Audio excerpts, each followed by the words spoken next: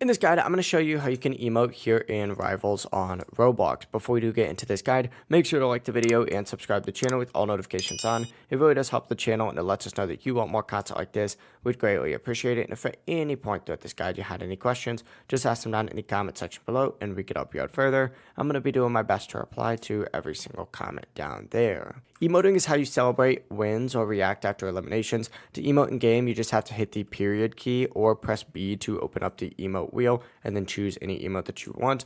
On mobile, you tap the emote icon on your screen, and on console, you press the D-pad up or the assign button to open up the wheel. Now, before you can use emotes, you do have to equip them first. To do this, go to the main menu section that we're on right now, and essentially what you need to do is open up your locker or your equipment tab by selecting weapons, and then once you're on here, it's going to look something like this.